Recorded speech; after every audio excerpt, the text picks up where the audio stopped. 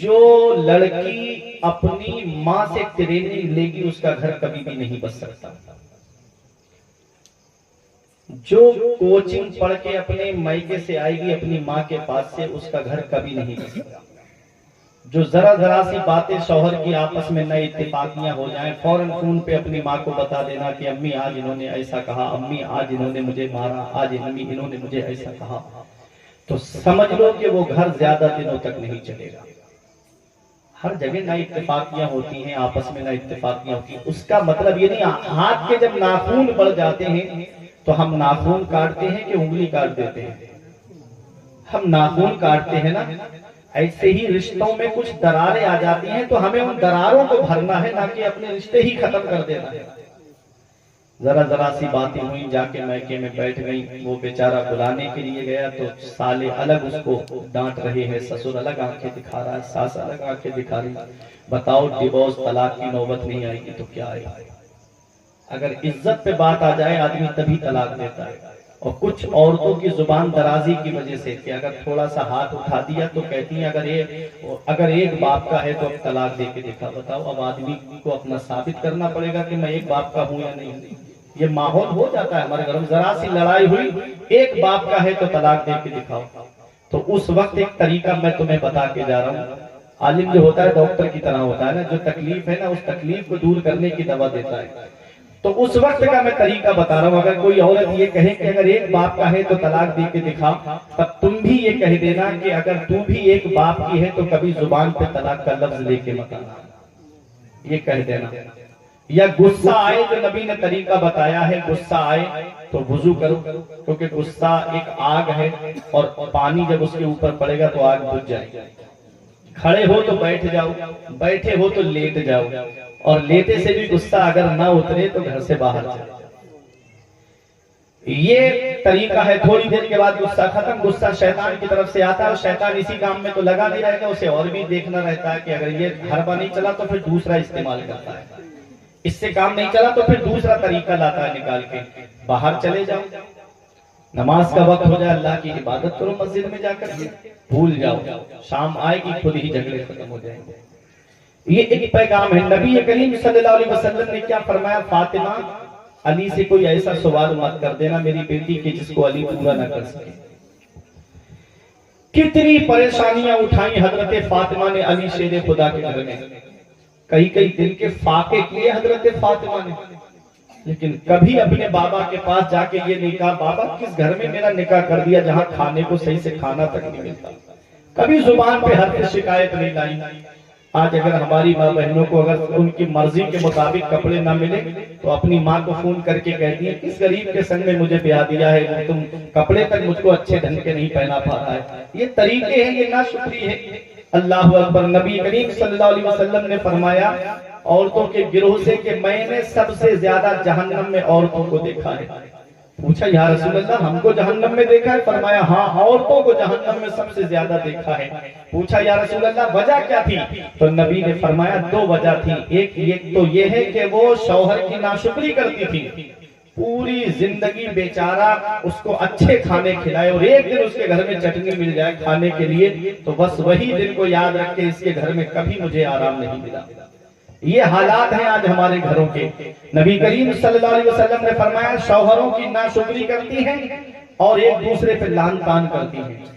اس وجہ سے عورتوں کو سب سے زیادہ جہنم میں دیکھا گیا. اللہ اکبر. میرے پیارے مسلمانوں, حضرت فاطمہ الزہرا کتنا کام کرتی تھی علی شیر خدا کے گھر میں.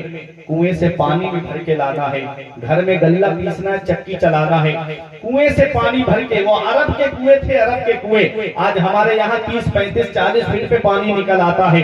وہ عرب کے کنویں تھے, کئی 100 فٹ نیچے جا کر کے پانی نکلتا تھا. اللہ اکبر. ہمارے یہاں تو رسیاں ملائم ہیں, سافٹ ہیں. وہ عرب کی کھردری رسی تھی. جب حضرت فاطمہ کنویں سے پانی نکالتی تو رسی کی وجہ سے ہتھیلیاں پھٹ گئیں, زخم ہو گیا اس میں.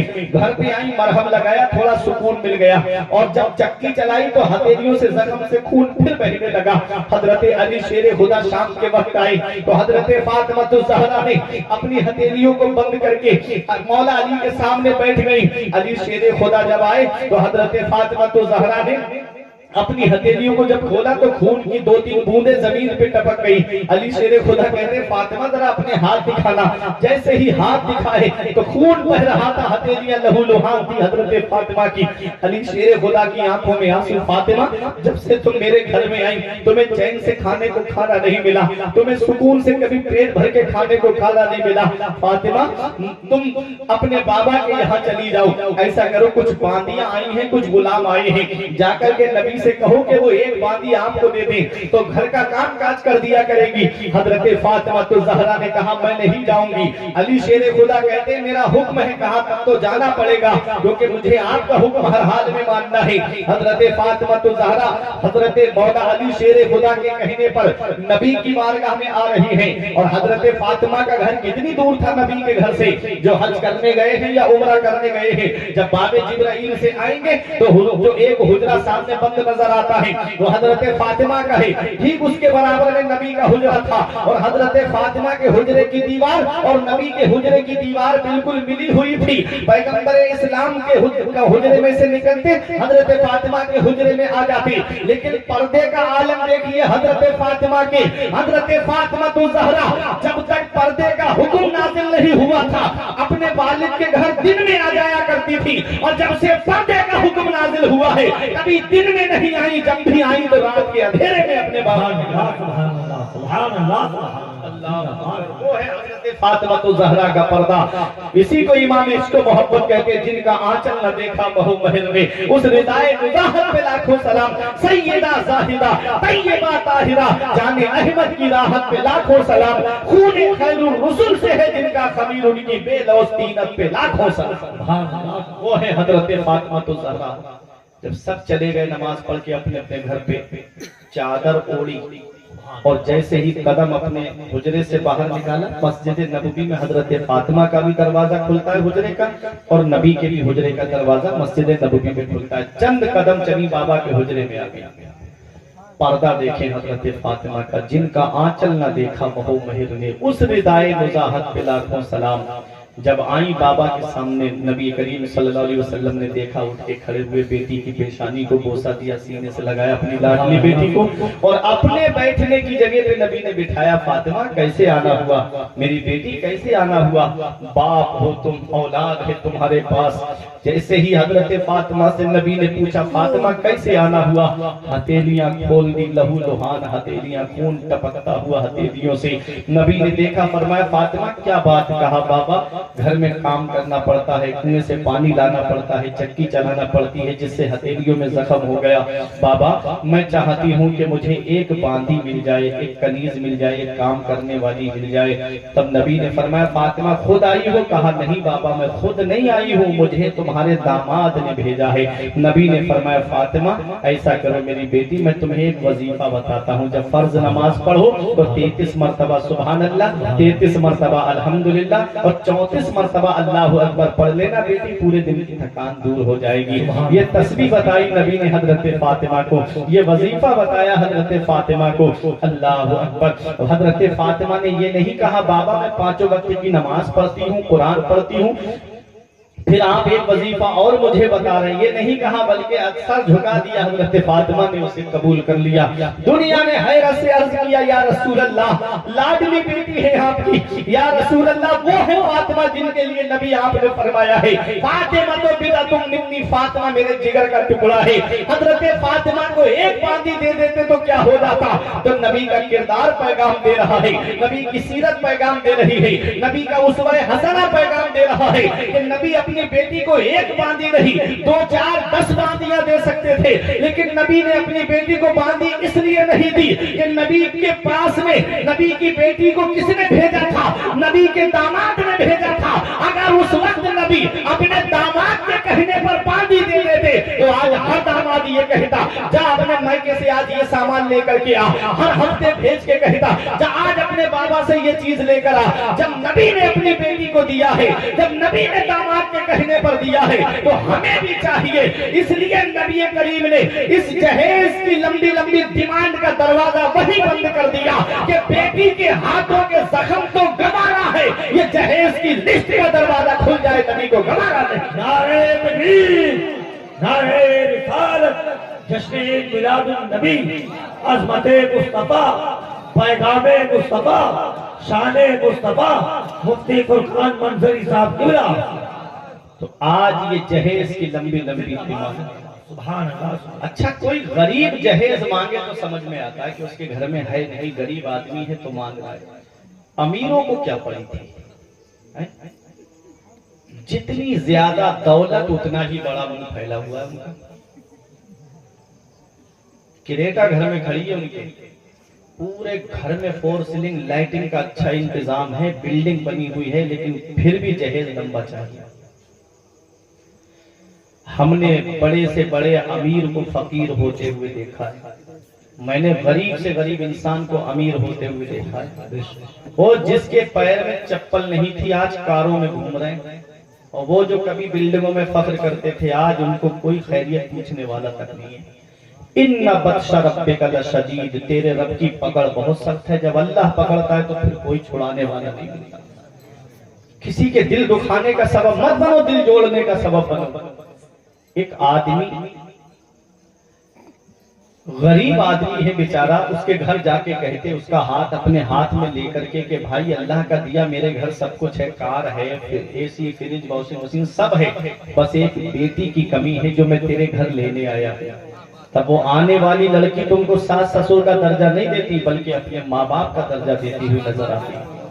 لیکن ہوتا کیا ہے، کبھی منگنی کے نام پہ کیش لیا جاتا ہے، کبھی دکھنور کے نام پہ کیش لیا جاتا ہے، کبھی جہیز میں گاڑی کے نام پر اور جہیز کے نام پر کیش لیا جاتا ہے، کبھی بچہ پیدا ہو جائے تو وہ جو چھوچک بعد میں جاتا ہے کبھی اس کے نام پر کیش مانگا جاتا ہے۔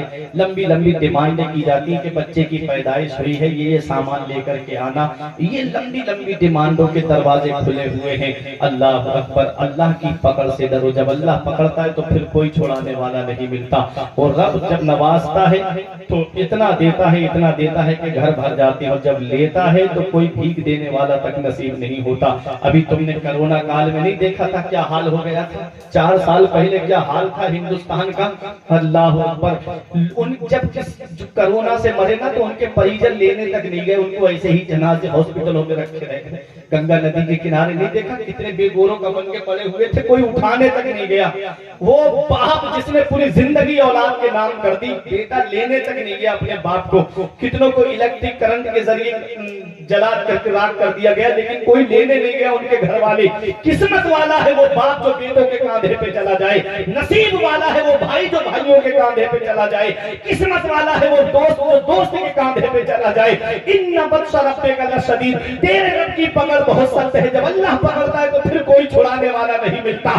یاد رکھنا، تم لوگوں میں تمہیں ایک بتا کر کے جا رہا ہوں، جب اللہ پکڑتا ہے تو پھر کوئی چھڑانے والا نہیں ملتا۔ بڑے بڑے ویگیانک اور ڈاکٹر گھٹنوں کے بل گر گئے لیکن اس بیماری کی دوا نہیں بنا پائے۔ میرے رب نے بتا دیا، بندہ ہو بندہ بن کے رہنا، تمہارے چاہنے سے کچھ نہیں ہوتا ہے، وہی ہوتا ہے جو منظور خدا ہوتا ہے۔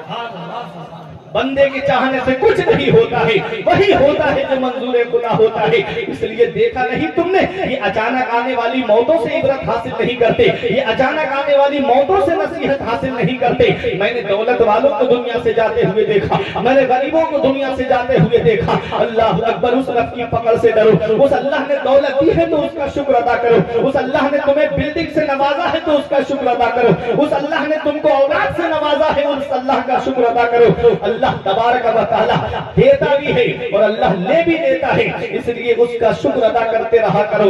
دولت دی ہے اللہ نے، اللہ کا شکر ادا کرو۔ کسی غریب کے دل دکھانے کا سبب مت بنو بلکہ غریب کے دل جوڑنے کا سبب بنو، غریب کی دل جوئی کا سبب بنو۔ دیکھو شیخ شادی نے لکھا ہے گلستہ کے اندر کہ بہم پر مکنتا توانی دلے کہ آہے بہاں جہانے بہم پر کند، کسی مظلوم کے دل کا دھواں اس کی ایک آہ ایک جہان کو برباد کر دیتی ہے۔ اگر کسی کے دل کو آپ نے دکھا دیا، اس نے دل سے بد دعا دے دی۔ نبی فرماتے ہیں مظلوم کا، جس پہ ظلم کیا جاتا ہے، مظلوم کا اللہ کے نزدیک کوئی پردہ نہیں ہوتا، جب وہ بد دعا دیتا تو ڈائریکٹ جاتی ہے اس کی۔ ہم دعا کریں گے، فرشتے لے کے جائیں گے، باب اجابت پہ جائیں گے، کب قبول ہوگی؟ لیکن جو مظلوم ہوتا ہے، جس پہ ظلم کیا جاتا ہے، جب وہ بد دعا دیتا ہے تو ڈائریکٹ اس کی بد دعا جاتی ہے۔ کسی کے دل دکھانے کا سبب مت بننا، دل جوڑنے کا سبب بننا۔ کسی کو ستانے کا سبب مت بننا، بلکہ اس کی جو ہے مدد کرنے کا سبب بننا۔ پیغمبر اسلام کو کتنی محبت ہے بیٹیوں سے، نبی نے جہیز کی لمبی لمبی ڈیمانڈوں کے دروازے وہی بند کر دیے تھے۔ آج جو بیٹیوں کی آمد پہ چہرے بگاڑے جا رہے ہیں، دیکھو بیٹے کی بھی تقدیر اللہ لکھتا ہے اور بیٹی کی تقدیر بھی اللہ لکھتا ہے۔ یہ تو ایمان ہے نا کہ چاہے لڑکا ہو یا لڑکی ہو، سب اپنے اپنے بھاگ کا لے کے آتے ہیں، سب اپنے اپنے نصیب کا لے کے آتے ہیں۔ پھر ان کی آمد پہ چہرے کیوں بگاڑے جاتے ہیں؟ پھر ان کے آنے پہ چہرے کیوں بگڑ جاتے ہیں؟ دیکھو بیٹی جس گھر میں آتی ہے، میں نے پڑھا ہے اس گھر میں اللہ کی رحمتیں نازل ہوتی ہیں، اللہ کی رحمت کے فرشتے آتے ہیں، اپنے نورانی پروں سے گھر کو چھپا لیتے ہیں، کہتے ہیں حفت علیہم الملائکہ، فرشتے گھر کو چھپا لیتے ہیں، کہتے ہیں سلام علیکم یا اہل البیت، اے گھر والوں تم پہ اللہ کا سلام ہو، تمہارے گھر میں بیٹی کا آنا مبارک ہو۔ تو بیٹیاں زحمت نہیں ہیں، بیٹیاں اللہ کی رحمت ہیں۔ بیٹیاں سب کے مقدر میں کہاں ہوتی ہیں؟ جن گھروں سے راضی ہے خدا ان کے یہاں ہوتی ہیں۔ ظلمت وقت میں تنویر بن کے آتی ہیں، خوشنما زیست کی تحریر بن کے آتی ہیں۔ بیٹیوں سے جنہیں نفرت ہے یہ بتلا دو انہیں، بیٹیاں باپ کی تقدیر بن کے آتی ہیں۔ بہت دلکش ہے ہر منظر مگر اچھا نہیں لگتا، بہت دلکش ہے ہر منظر مگر اچھا نہیں لگتا، تمہارے بن نہ جانے کیوں سفر اچھا نہیں لگتا۔ زمانے بھر کی ساری نعمتیں موجود ہو لیکن اگر بیٹی نہ ہو گھر میں تو گھر اچھا نہیں لگتا۔ زمانے بھر کی ساری نعمتیں موجود ہو لیکن اگر بیٹی نہ ہو گھر میں تو گھر اچھا نہیں لگتا۔ نبی نے بیٹیوں کو سینے سے لگا کے فرمایا، بیٹی فاطمہ کو، اپنی بیٹی حضرت زینب کو، ام کلثوم کو، کہ بیٹیاں زحمت نہیں ہیں، بیٹیاں اللہ کی رحمت ہیں۔ یہ وہی مکہ ہے جہاں پر شوہر اپنی بیوی کو بازار میں بیچ دیتا تھا، اپنی بیوی کو جوئے میں ہار جاتا تھا۔ نبی نے اپنی بیوی حضرت خدیجہ الکبریٰ سے محبت کر کے بیویوں سے پیار کرنا سکھایا۔ جب وصال کا وقت قریب آیا حضرت خدیجہ کے، تو حضرت فاطمہ کو بھیج کے کہا اپنے بابا سے کہنا کہ مجھے کفن جو دیا جائے وہ آپ کی نورانی چادر کا دیا جائے۔ تو نبی تشریف لائے، فرمایا خدیجہ کیا بات کہا؟ حضور میری خواہش ہے کہ مجھے جو کفن دیا جائے نا وہ آپ کی چادر کا دیا جائے۔ تو نبی نے فرمایا خدیجہ تم نے مجھ سے میرا کپڑا مانگا، لباس مانگا، اگر تم محمد کی کھال بھی مانگتی تو محمد تم کو اپنی کھال دے دیتے۔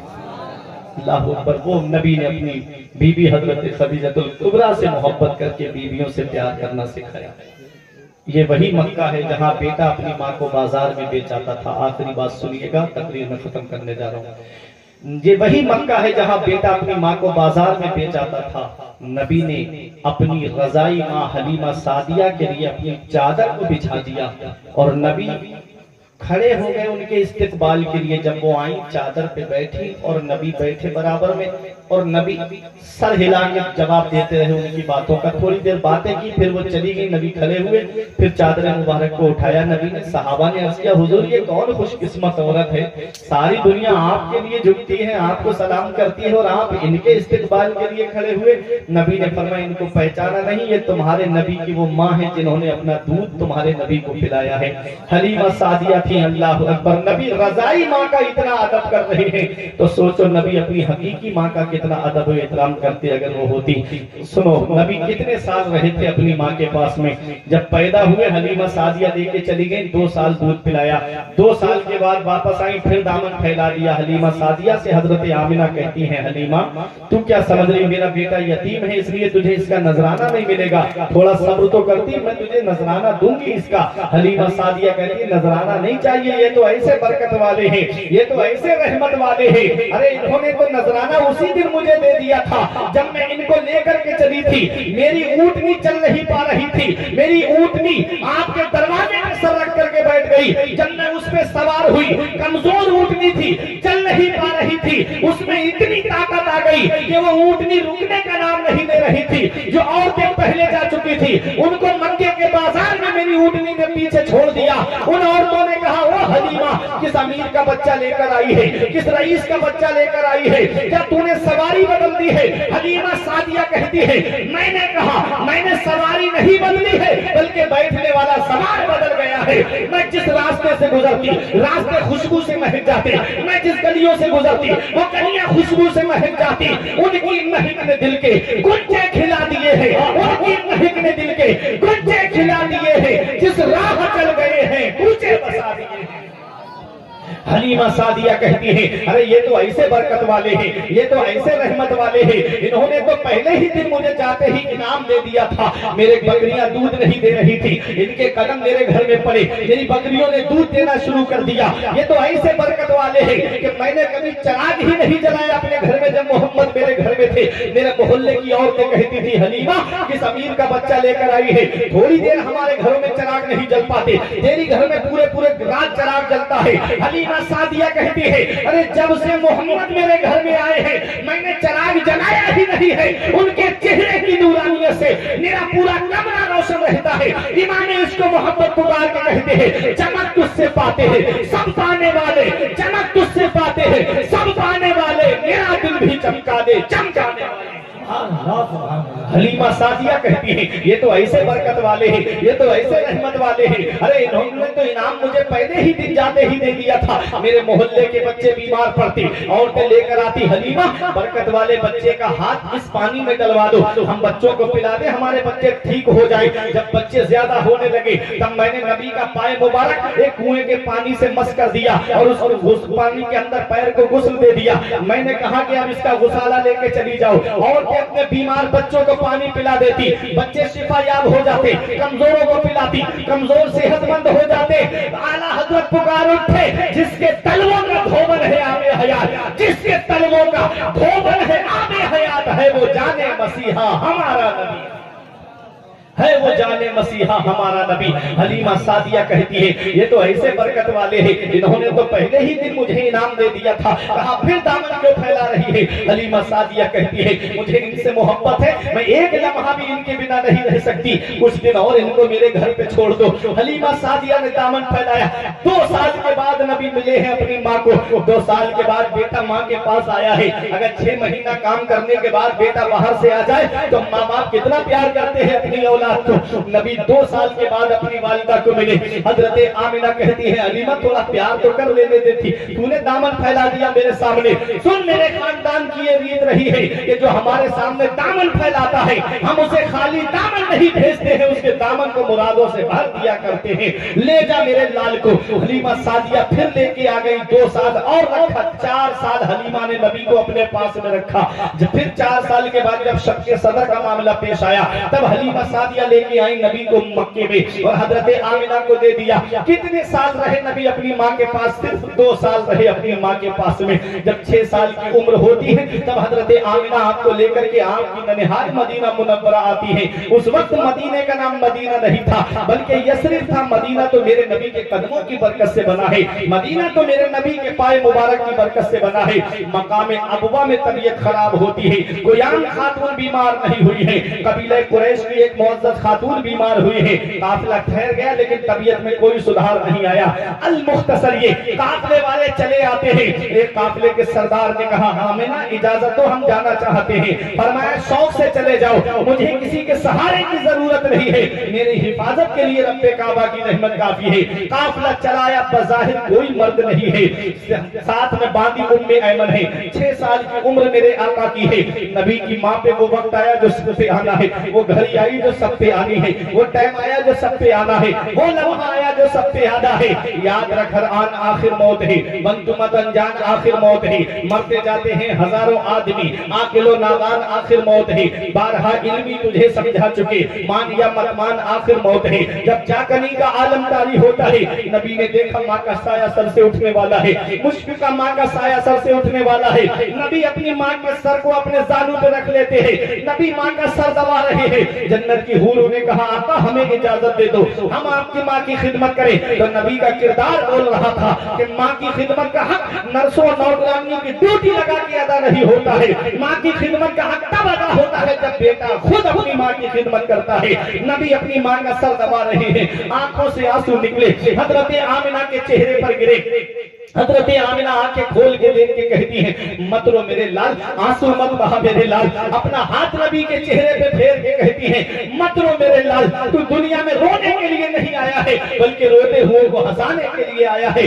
آنسو مت بہا میرے لال، تو دنیا میں آنسو بہانے کے لیے نہیں آیا ہے بلکہ بہتے ہوئے آنسوؤں کو پوچھنے کے لیے آیا ہے۔ بچے ماں باپ کی موت پہ اس لیے روتے ہیں کہ ماں باپ کے بعد بے سہارا ہو جائیں گے، میرے لال تو کسی کے سہارے کا محتاج نہیں ہے، تیرا خدا تیرا سہارا ہے، تو ساری خدائی کا سہارا ہے۔ غم زدوں کو رضا مجھ دیجے کہ ہے، غم زدوں کو رضا مجھ دیجے کہ ہے، بے کسوں کا سہارا ہمارا نبی۔ اللہ اکبر۔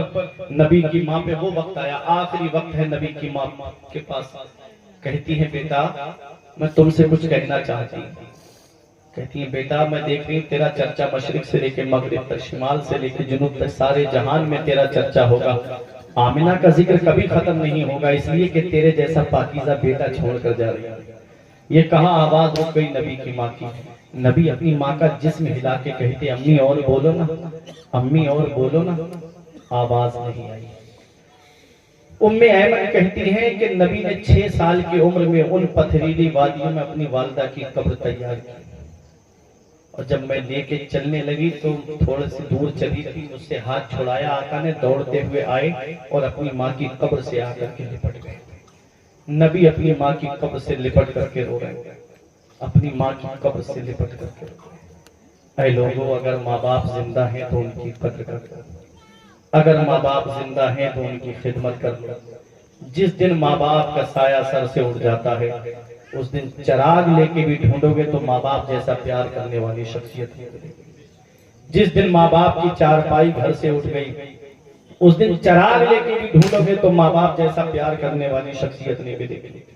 آج بیٹا اپنے ماں باپ کی قدر نہیں کرتا، آج بیٹا اپنے ماں باپ کی خدمت نہیں کرتا، وہی ماں باپ جب دنیا سے چلے جاتے ہیں تو بیٹا گلیوں میں آنسو بہا کے کہتا ہے میرے ابا کا سایہ میرے سر سے اٹھ گیا۔ ماں باپ اللہ کی اتنی بڑی نعمت ہے، اس کا پتہ ہمیں تب چلتا ہے جب یہ سائے ہمارے سر سے اڑ جاتے ہیں۔ ہمارے بزرگوں نے فرمایا باپ آنگن میں لگے ہوئے پیڑ کی طرح ہوتا ہے، جب شدت کی گرمی پڑتی ہے، جب شدت کی دھوپ پڑتی ہے، جب گرم گرم لو کے تھپیڑے ہونٹوں کو خشک کر دیتے ہیں، ایسے وقت میں سب سے بہتر و مناسب سایہ جو ہوتا ہے وہ پیڑ کا سایہ ہوتا ہے، درخت کا سایہ ہوتا ہے۔ آدمی دوپہر میں جا کے پیڑ کے نیچے بیٹھ جائے سکون مل جائے گا، گرمی میں پیڑ کے نیچے بیٹھ جائے اسے آرام مل جائے گا۔ ہمارے بزرگوں نے فرمایا باپ آنگن میں لگے ہوئے پیڑ کی طرح ہوتا ہے، جب تک باپ زندہ ہوتا ہے تو چچا بھی محبت سے بات کرتے ہیں، تاؤ بھی محبت سے بات کرتے ہیں۔ جہاں اس کی چارپائی گھر سے اٹھی کوئی بٹوارے کے لیے لڑ رہا ہے، کوئی زمین پہ ایک اینٹ کی وجہ سے لڑ رہا ہے، لڑائیاں شروع ہو جاتی ہیں۔ باپ ایک ایسی ہستی ہے جو پوری گرمی اپنے اوپر روک لیتا ہے لیکن اپنی اولاد تک پریشانی پہنچنے نہیں دیتا۔ آج وہی باپ بوڑھا ہو جائے ہم اس کا بستر گھر سے باہر کر دیتے ہیں، ہمارے کمرے میں اے سی چلے، کولر چلے، اور ہمارے ماں باپ پرانے کمرے میں رہ کر کے پھٹے ہوئے لحاف کو اوڑھ کر کے اپنے شب و روز کو گزارے۔ بتاؤ کیا اس دن کے لیے اولاد کو ماں باپ جوان کرتے ہیں؟ کیا اس دن کے لیے ماں باپ اولاد کو پالتے ہیں؟ اس اولاد کے لیے جس نے بڑھاپے میں ماں باپ کا بستر گھر سے باہر کر دیا، اس اولاد کے لیے عالموں کے گھروں کے چکر لگائے تھے کہ حضرت دعا کر دو میرے گھر میں کوئی چراغ جلانے والا آ جائے، اس کے لیے پیروں کے پاس گئے تھے کہ حضرت دعا کر دو میرے گھر میں ایک چراغ جلانے والا آ جائے۔ آج وہی ماں باپ بوڑھے ہو گئے، ہم ان کے بستر گھر سے باہر کر دیتے ہیں۔ یاد رکھنا کبھی تمہیں یہ لگے میرے باپ نے میرے لیے کیا کیا ہے تو اے کنڈولی والوں یہ پیغام ہے میرا، کبھی یہ لگے میرے باپ نے میرے لیے کیا کیا ہے تو اپنے باپ کے ہاتھ کی لکیریں دیکھ لیا کرو۔ میں نے ایک دن پوچھا تھا ابا سے، ابا میرے ہاتھ کی لکیریں نظر آ رہی ہیں، تمہارے ہاتھ کی لکیریں کہاں چلی گئی؟ ایک جواب دیا تھا بیٹا تمہاری تقدیر بناتے بناتے ہمارے ہاتھ کی لکیریں مٹ گئی۔ باپ کیا نہیں کرتا اپنی اولاد کے لیے، باپ کون سی قربانی نہیں دیتا اپنی اولاد کے لیے؟ یہ پورا دن پھلوں کا ٹھیلا لگا کے کھڑا ہونے والا ایک باپ ہی تو ہے، یہ آٹو رکشہ چلانے والا ایک باپ ہی تو ہے، یہ ٹرک چلانے والا ایک باپ ہی تو ہے، یہ بس چلانے والا ایک باپ ہی تو ہے، ارے یہ 2 سال کے لیے 3 سال کے لیے باہر کام کرنے جانے والا ایک باپ ہی تو ہے، یہ ممبئی کمانے جانے والا ایک باپ ہی تو ہے، یہ بنگلور کمانے جانے والا ایک باپ ہی تو ہے، ایک باپ ہی تو ہے۔ یاد رکھنا ایسے ماں باپ کے سائے کی کی نا قدری نہ کر، دھوپ کاٹے گی بہت جب یہ شجر گر جائے گا۔ جس دن ماں باپ کی چارپائی گھر سے اٹھ گئی، اس دن چراغ لے کے بھی ڈھونڈو گے تو ماں باپ جیسا پیار کرنے والی شخصیت نہیں ملے گی، ماں باپ جیسی محبت کرنے والی شخصیت نہیں ملے گی۔ دھوپ کیسی بھی ہو سایہ نہیں کھونے دیتا، راہ کیسی بھی ہو بے بس نہیں ہونے دیتا، بیچ کے اپنا لہو چاہے وہ روٹی لائے، ارے باپ اولاد کو بھوکا نہیں سونے دیتا، بیچ کے اپنا لہو چاہے وہ روٹی لائے، باپ اولاد کو بھوکا نہیں سونے دیتا۔ باپ کیا ہے اس کا پتہ ہمیں تب چلتا ہے جب ہم خود باپ بنتے ہیں، جب خود کی اولاد ہوتی ہے نا تب ہمیں پتہ چلتا ہے کہ باپ کیا ہوتا ہے۔ اگر کانپور کے ڈاکٹر سے فائدہ نہیں ہوتا، ہم لکھنؤ لے کر کے بھاگتے اپنی اولاد کو، لکھنؤ فائدہ نہیں ہوتا دلی ایمس وغیرہ میں لے کے جاتے ہیں۔ کیا کہتے ہو ڈاکٹر صاحب، زمین بکے تو بک جائے، مکان بکے تو بک جائے، پراپرٹی بکے تو بک جائے، میری اولاد کو کچھ نہیں ہونا چاہیے۔ آج وہی باپ بوڑھا ہو گیا، تم اس کی قدر نہیں کرتے ہو۔ یاد رکھو جیسے آج ہماری اولاد بیمار پڑی ہم پریشان ہو گئے، یہی ہمارا بوڑھا باپ ہے جب بچپن میں ہم بیمار پڑے تھے، ڈاکٹروں کے گھروں کے چکر کاٹے تھے، اس نے پیر میں چپل نہیں ہوتی لیکن ڈاکٹر سے جا کے کہا تھا ڈاکٹر صاحب زمین بکے تو بک جائے، مکان بکے تو بک جائے، لیکن میری اولاد کو کچھ نہیں ہونا چاہیے۔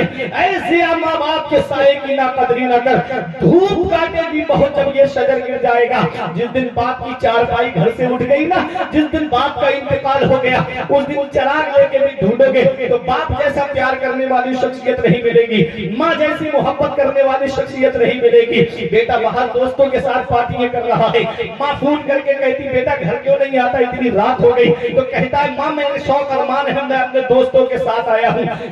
آج تو نے ماں کا فون غصے میں کاٹ دیا، ایک دن آئے گا کہ کوئی فون کرنے والا تک تجھے نصیب نہیں ہوگا۔ جس دن ان کی چارپائی گھر سے اٹھ گئی اس دن کوئی خیریت لینے والا تک نصیب نہیں ہوگا۔ جب تک ماں باپ زندہ ہوتے ہیں ان کی قدر نہیں کرتے، جب وہ چلے جاتے ہیں تب پتا چلتا ہے کہ ہم کتنی بڑی نعمت سے محروم ہو گئے۔ آج جس دور میں ہم زندگی گزار رہے ہیں یہ دور ملاوٹی دور کہلاتا ہے، اس میں ہر چیز میں آپ کو ملاوٹ ملے گی، تیل میں آپ کو ملاوٹ ملے گی، چینی میں آپ کو ملاوٹ ملے گی، دودھ دہی مکھن میں آپ کو ملاوٹ ملے گی۔ اس ملاوٹی دور میں اگر بغیر ملاوٹ کے کوئی چیز ہے تو وہ ماں باپ کی محبت ہے، جس میں کوئی ملاوٹ نہیں ہوتی ہے، جو اپنی اولاد سے سچی محبت کرتے ہیں، سبحان اللہ، جو اپنی اولاد سے سچا پیار کرتے ہیں، جو اپنی اولاد سے سچی محبت رکھتے ہیں۔ جب تک ابا زندہ ہو اماں زندہ ہو، ایک چارپائی پہ باپ بیٹے بیٹھے رہتے ہیں، بیٹے کو اتنی توفیق نہیں ہوتی اپنے ابا سے بات کر لے، اپنی ماں سے بات کر لے۔ جب انہی کا انتقال ہو جائے تو چاروں طرف سے جنازے کو گھیر کے کہتے ابا بولو نا، امی بولو نا۔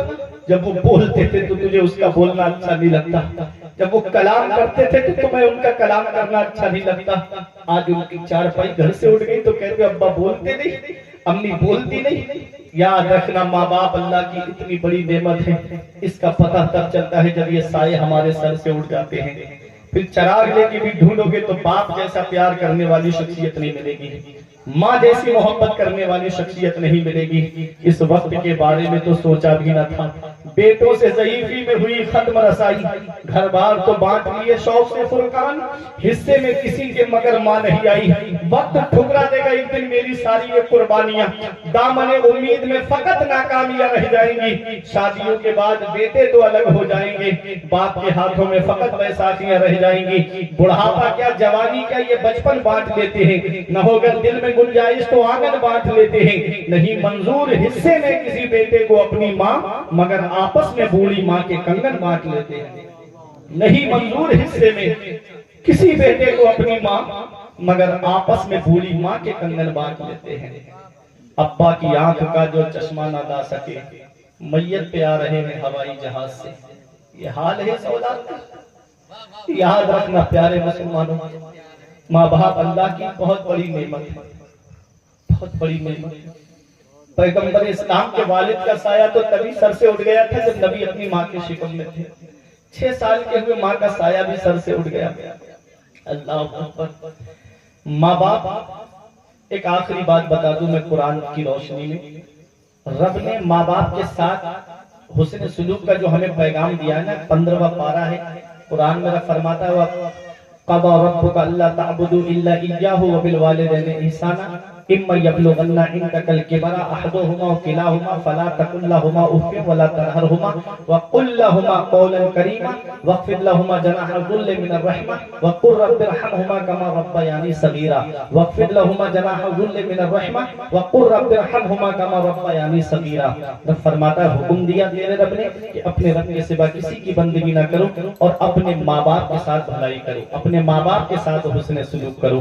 اس آیت میں سمجھنے والی بات یہ ہے کہ اللہ نے قرآن میں جہاں جہاں اپنی عبادت کا حکم دیا ہے، ٹھیک اس کے بعد اللہ نے ماں باپ کے ساتھ بھلائی کرنے کا حکم دیا ہے، ٹھیک اس کے بعد اللہ نے اپنے ماں باپ کے ساتھ حسن سلوک کرنے کا ہم کو پیغام دیا ہے کہ ہم اپنے ماں باپ کے ساتھ بھلائی کریں۔ کب؟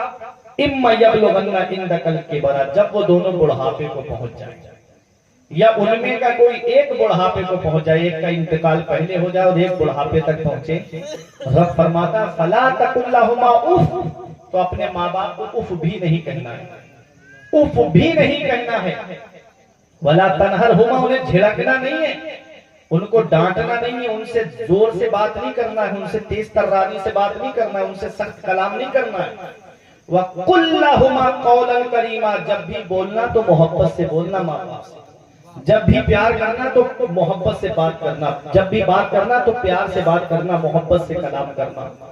رب فرماتا ہے ان کے لیے مہربانی کا بازو بچھاؤ۔ اس پہ غور کریں گے، سن لیں تھوڑی سی تشریح، پھر میں تقریر ختم کر رہا ہوں۔ آپ پریشان تو نہیں ہو رہے؟ میری بات سمجھ میں آ رہی ہے آپ کی؟ میں بہت سادہ اس میں آج تقریر کر رہا ہوں، آپ کو بتاؤں۔ ماں باپ، رب فرماتا ہے وَاخْفِضْ لَهُمَا جَنَاحَ الذُّلِّ مِنَ الرَّحْمَةِ، اپنے ماں باپ کے لیے مہربانی کا بازو بچھاؤ، اپنے ماں باپ کے لیے اپنے بازوؤں کو سکوڑ لو۔ پرندہ اڑتے ہوئے دیکھا ہے آپ نے؟ جب پرندہ اڑتا ہے اوپر اور جب وہ اپنے گھونسلے کی طرف آتا ہے تو کیا پنکھ کھلے ہوئے رکھتا ہے یا سکوڑ کے آتا ہے؟ تبھی تو اترے گا۔ جب گھونسلے میں آئے گا، اپنے گھر میں آئے گا تو اپنے پنکھوں کو سکوڑ لیتا ہے۔ دیکھو اللہ قرآن میں فرماتا ہے جب تم اپنے ماں باپ کے پاس آؤ نا تو اپنے بازوؤں کو سمیٹ لو۔ تم ڈاکٹر ہوگے تو باہر ہوگے، تم انجینئر ہوگے تو باہر ہوگے، تم پروفیسر ہوگے تو باہر ہوگے، تم آئی پی ایس آئی ایس ہوگے تو باہر ہوگے، تم ڈی ایم ہوگے تو باہر ہوگے، تم سیاست کے کسی عہدے پہ ہوگے تو باہر ہوگے۔ جب اپنے گھر میں آؤ تو ڈاکٹر بن کے مت آنا، پروفیسر ماسٹر بن کے مت آنا، بلکہ ماں باپ کا بیٹا بن کے آنا۔ سارے عہدے باہر رکھ کے آنا، جب گھر میں آؤ تو ان کا بیٹا بن کے آنا، اپنے بازوؤں کو سمیٹ کے آنا۔ اپنے ماں باپ کے پاس جب آؤ تو ان کا بیٹا بن کے آنا۔ گھنٹوں موبائل میں لگا رہے گا بیٹا، ماں باپ بیٹھ کے انتظار کرتے کاش میرا بیٹا مجھ سے باتیں کر لیتا، چار باتیں کر لیتا۔ ہر چیز تمہیں انٹرنیٹ پہ نہیں ملے گی، ہر چیز تمہیں گوگل پہ نہیں ملے گی، ہر چیز تمہیں سوشل میڈیا پہ نہیں ملے گی۔ زندگی جینے کے سلیقے ماں باپ کے پاس بیٹھنے سے ملتے ہیں۔ اپنے پرائی کی پہچان کیسے ہوگی؟ وہ ماں باپ کے پاس بیٹھنے سے تجربہ آتا ہے۔ کچھ زندگی جینے کے سلیقے ماں باپ کے پاس بیٹھنے سے ملتے ہیں۔ اس لیے جب گھر میں آؤ تو اپنے موبائل کو ایک طرف رکھ دو اور اپنے ماں باپ کے ساتھ محبت سے باتیں کرو، اپنے ماں باپ کے ساتھ محبت سے پیش آؤ۔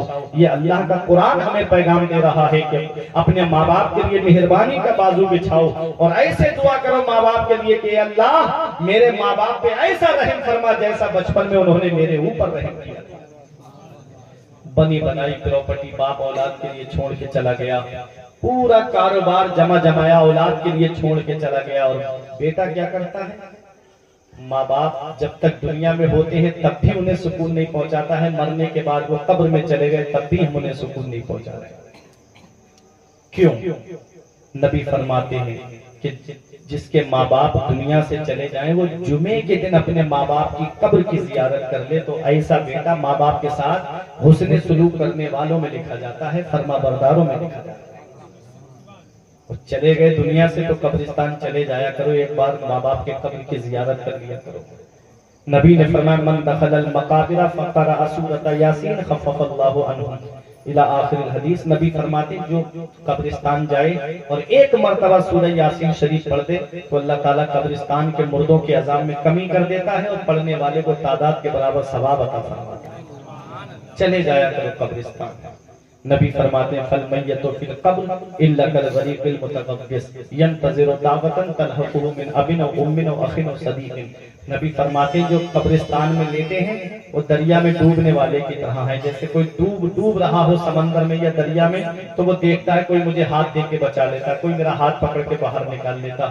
قبرستان میں جو لیتے ہیں وہ دریا میں ڈوبنے والے کی طرح ہے، وہ انتظار کرتے ہیں کاش میری اولاد میرے لیے ایصال ثواب کر دیتی، کاش میرا بیٹا میرے لیے ایصال ثواب کر دیتا۔ باپ بیٹوں کی دعا کا انتظار کر رہا ہے، بیٹے باپ کی دعا کا انتظار کر رہا ہے، بھائی بھائی کی دعا کا انتظار کر رہا ہے۔ ہم گھنٹوں موبائل چلاتے ہیں بیٹھ کے، 2.5 گھنٹے کی فلمیں میرے نوجوان بیٹھ کے دیکھ لیں گے اور 10 منٹ قبرستان جا کے اپنے ماں باپ کی قبر پہ سورہ یاسین شریف نہیں پڑھ سکتے۔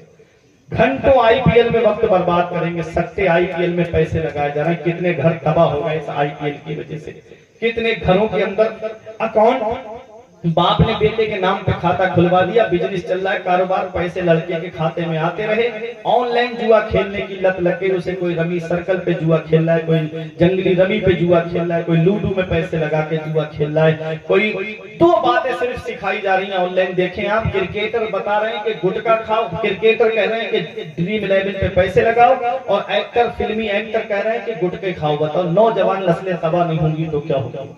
یہ دونوں چیزیں تباہ کرنے والی ہیں، نشہ بھی تباہ کر دیتا ہے اور جوا بھی لوگوں کو تباہ کر دیتا ہے۔ گھر میں بیٹیاں شادی کے لیے بیٹھی ہیں، بہنیں شادی کے لیے بیٹھی ہیں، آن لائن جوا کھیلنے کی لت لگ گئی، پورے کا پورا اکاؤنٹ ختم کر دیا، اب باپ ڈپریشن میں بیٹھا ہے، اب یہ الگ مارتا ہے تو بیٹا ہے اس کا کہاں جائے؟ گھر تباہ ہو گئے، گھر برباد ہو گئے۔ میرے نوجوانوں، زندگی گزارو، اس حال میں گزارو، مسجد کے دروازے کھولیں، اللہ کی عبادت کرو، نمازیں پڑھو، نیک عمل کرو، آپس میں اتحاد کے ساتھ بن کر کے رہو، اپنے اماموں کا ادب کرو، اپنے اماموں کی قدر کرو، اپنے عالموں کی قدر کرو۔ قرآن میں رب فرماتا ہے الاخلاء یومئذ بعضهم لبعض عدو الا المتقین، قیامت کے دن بعض گہرے سے گہرے دوست ایک دوسرے کے دشمن بن جائیں گے سوائے پرہیزگاروں کے، سوائے متقیوں کے۔ تو دوستی متقیوں سے کرو نا، دوستی اچھے انسانوں سے کرو نا، دوستی پرہیزگاروں سے کرو نا، تو اچھے عمل کرو، نیک عمل کر کے دنیا سے جاؤ۔ یہ چند باتیں تھی جو میں نے آپ کے سامنے پیش کر دی۔ یہ وہی مکہ ہے جہاں بیٹیوں کو زمین میں زندہ گاڑ دیا جاتا تھا، نبی نے بیٹیوں سے پیار کرنا سکھایا۔ نبی، یہ وہی مکہ ہے جہاں آدمی اپنی بیوی کو جوئے میں ہار جاتا تھا، نبی نے بیوی کا مقام بتایا، حضرت خدیجۃ الکبریٰ سے محبت کر کے بیویوں سے پیار کرنا سکھایا۔ یہ وہی مکہ ہے جہاں بیٹا اپنی ماں کو جو ہے بازار میں بیچ آتا تھا، نبی نے اپنی ماں حضرت آمنہ سے، حضرت حلیمہ سعدیہ سے محبت کر کے ماں باپ سے پیار کرنا سکھایا ہے۔ ماں باپ سے محبت کرنے کا نبی نے ہم کو درس دیا ہے۔ وما ارسلناک الا رحمۃ للعالمین، نبی سارے جہان کے لیے رحمت بن کے تشریف لائے ہیں۔ نبی اپنوں کے لیے بھی رحمت ہے، نبی غیروں کے لیے بھی رحمت ہے، سارے جہان کے لیے نبی رحمت بن کے تشریف لائے، وہ ہر عالم کی رحمت ہے۔ کسی عالم میں رہ جاتے، یہ ان کی مہربانی ہے کہ یہ عالم پسند آیا۔ ہم نصیب والے ہیں، قسمت والے ہیں کہ ہم کو اللہ نے اپنے محبوب کی امت میں پیدا فرمایا ہے۔ پروردگار عالم کی بارگاہ میں دعا ہے کہ میرے کچھ عرض کرنے میں سبقت لسانی کی وجہ سے یا بتقاضۂ بشریت کوئی غلطی ہو گئی ہو تو مولا مجھے معاف فرمائے۔ استغفر اللہ ربی من کل ذنب و اتوب الیہ۔ میرے ساتھ مل کر کے کلمہ طیب پڑھیں، لا الہ الا اللہ محمد رسول اللہ صلی اللہ تعالیٰ علیہ وسلم۔ اور ایک بات بتاؤں حضرت، 1 منٹ کی، اور آج ایک پیغام لے کے جاؤ۔ جلسہ تو ختم ہو گیا، تقریر بھی میری پوری ہو گئی، لیکن آج ایک بہت اہم پیغام میں آپ کو دے رہا ہوں کہ آج جو ہمارے یہاں پر جو سلسلوں کی لڑائی چلتی ہے نا، اس کو بھی میں آج آپ کو بتاؤں۔ دیکھو یہ جتنے سلسلے ہیں یہ سب مولا علی شیر خدا پہ جا کے ختم ہو جاتے ہیں۔ جو بھی سلسلہ ہوگا مولا علی شیر خدا تک پہنچتا ہے۔ آپ اپنے گھر میں ایک لائٹ جلا کر کے رکھیں اور ایک طرف ہرا شیشہ لگا دیں، ایک طرف لال شیشہ لگائیں، ایک طرف پیلا شیشہ لگا دیں اور ایک طرف سفید شیشہ لگا دیں۔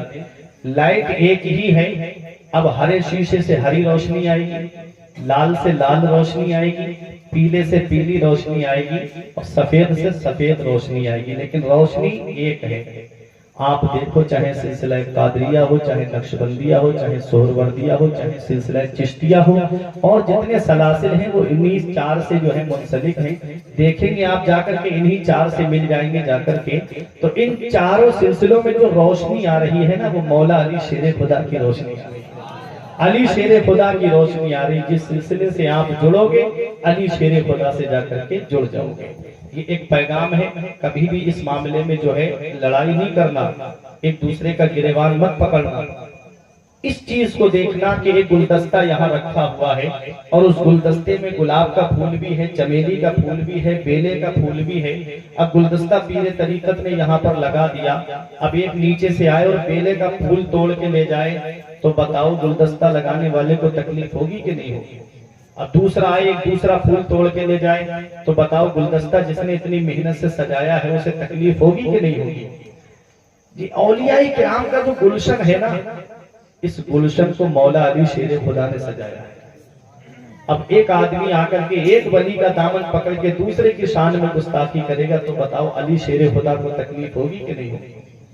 ہم یہاں تکلیف دینے کے لیے نہیں آئے ہیں، بلکہ علی شیر خدا کے دامن کو پکڑ کر کے جنت میں داخل ہونے کے لیے آئے ہیں۔ یہ چند باتیں تھیں، یہ زندگی سواریے دل شاد کیجئے، لمحات زندگی کے نہ برباد کیجئے۔ جب مقصد حیات عبادت خدا کی ہے، پڑھیے نماز، مسجدیں آباد کیجئے۔ سبھی کے سامنے ایک دن ضرور آتا ہے، یہ حسن فانی ہے لیکن غرور آتا ہے۔ کسی کریم سے پاؤڈر سے کچھ نہیں ہوتا، نماز پڑھنے سے چہرے پہ نور آتا ہے۔ کسی کریم سے پاؤڈر سے کچھ نہیں ہوتا، نماز پڑھنے سے چہرے پہ نور آتا ہے۔ تیرے ہونٹوں پہ زمانے کی برائی کیسی، ایک قطرے کی سمندر سے لڑائی کیسی، اپنی بگڑی ہوئی اولاد پہ رونے والے کچھ ذرا سوچ کھلائی تھی کمائی کیسی۔ رہی کلی تو پھول کھلیں گے، زندگی باقی رہی تو کندولی والوں پھر ملیں گے۔ السلام علیکم۔